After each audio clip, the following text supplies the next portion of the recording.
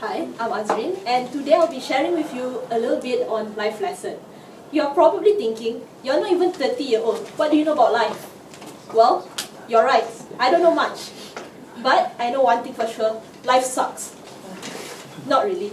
Life sucks because of the perspective you choose to take.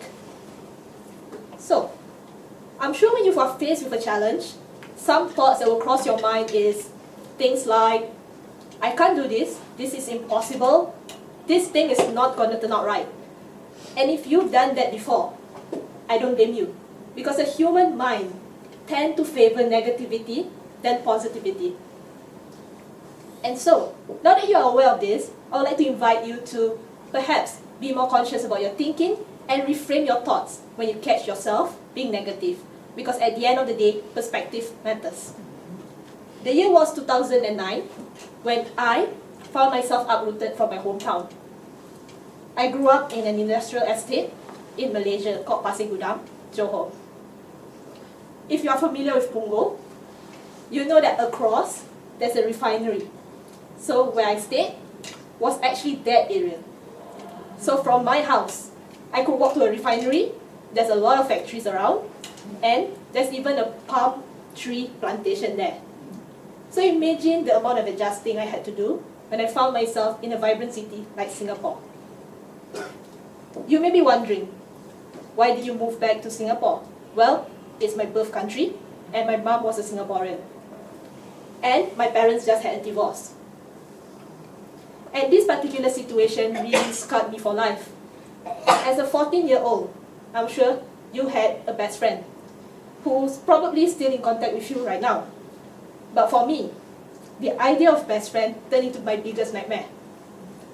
My dad had an affair with my best friend's mom, who was also my English teacher.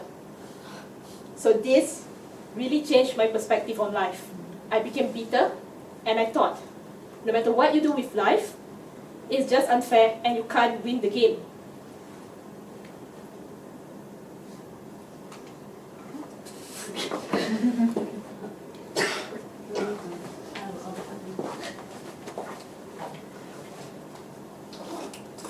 So this is a photo that was taken in 2009 when I was in secondary school. So I'm holding the letter I there. So this was taken to celebrate National Day. And if you notice, everyone is smiling. We are supposed to show that we love the country. But I was moody as hell because I hated this place. I couldn't say that I love Singapore. After all, in school, I hardly have any friends, and because my mom was jobless at that time.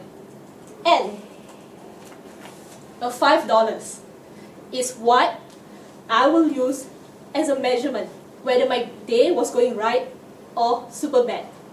Because it may just be a $5, but it was something that I couldn't afford at times. And that means I may have to go hungry in school. And knowing that you needed friends when you don't have any amount to spend, that is a big challenge.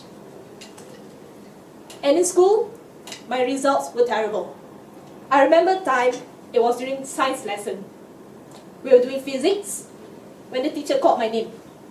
Azreen, what do you think is a fuse?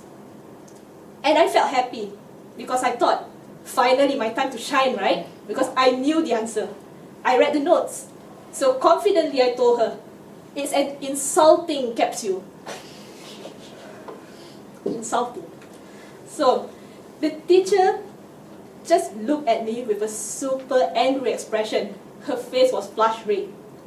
In a high-pitched voice, she screamed at me, "Are you trying to be funny?" And I was confused. And I told her, "It's in your notes. Check it out." Straight face. I didn't know I was doing anything wrong. And she huffed and continued the class. Once in a while, she glared at me.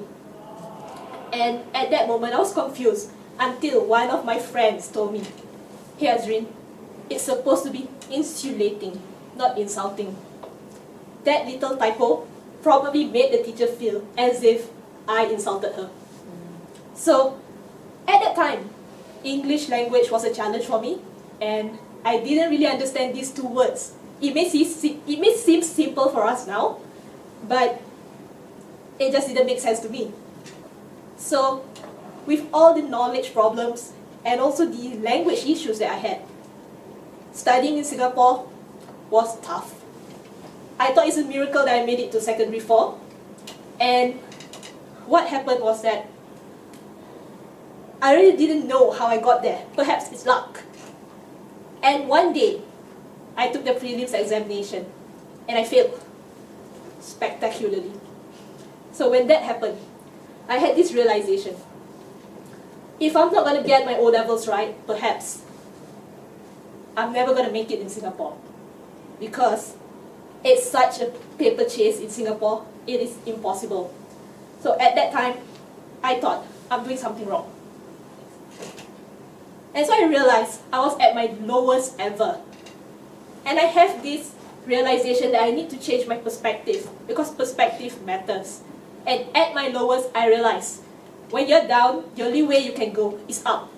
So, sometimes when you have a challenge that seems bigger than life, unless you take that first step to change your own destiny, it's not going to happen. Because if you really have nothing to lose, why don't you try something different? All you need to do is change your mindset and start going. Because you have more to lose if you don't even try. So, what did I do next? I memorized my notes. I still didn't understand a single word that I'm memorizing. But if they look similar, I'll throw something relevant. And that helped me to pass my O-levels. And along the way, I did pick up some phrases, I did pick up some vocab. And I made it to the Polytechnic. And again, with this newfound confidence, I just thought, you know what? Think positively. Because when you're down, the only way to go is up. And it worked for me. So I made it to the university. Actually, I got enrolled into the Wiki School of Communication, which is something I thought is impossible for someone who was failing your prelims. And my O-levels wasn't splendid either. So it took time. It wasn't easy. And as you can see, the smaller image is my first day as an undergrad. And the larger image is my last day after I finished my final year project. It took time, it was difficult, but I pushed through. And you can tell it's a difficult journey. My hair turned white. And this leads me to my second point. As I was struggling to find my footing in Singapore, I was witnessing this one lady in her 40s battling cancer. She just had a double mastectomy, and she was undergoing chemotherapy.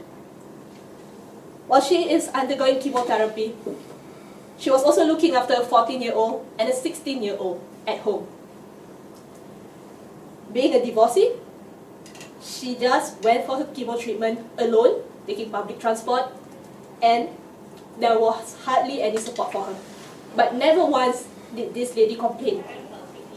And whenever she's home, there's always love, there's always care, and she's always asking the children, how are you doing?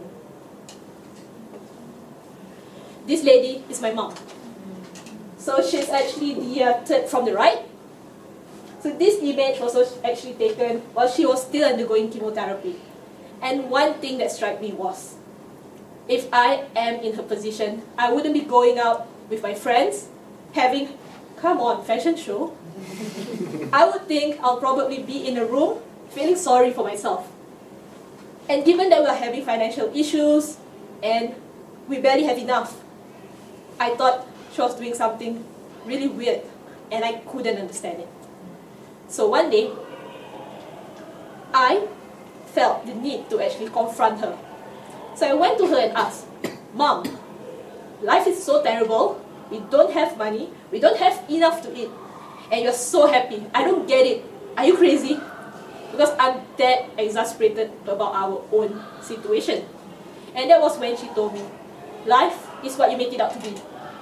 So she told me, you know what, you may not have a lot, and there are some things in life that you cannot control. Well, you can't control these things in life, like your health and your faith, or what happens to your loved ones. You can still choose how you react. And how you react will affect your performance as a student, as a family member, as a father, as a daughter, as a son. So your thinking is going to change the way your life is going to be, because life is what you make it out to be. And of course, as you go through life, there will be a lot of challenges, because life is a journey and not a race. You will have a lot of goals that you want to achieve. And with all these goals, you will not be able to achieve them without working hard. And at times, I'm sure some of you might have compared yourself with another. Why is it this person have a bigger car than me? My friend is already buying a house. What about me? Why am I so slow? My friend's a manager. I'm just an executive. What am I doing wrong? So, I'm here to tell you that you should be kind to yourself, because everyone is on their own path. And life is a journey, not a race.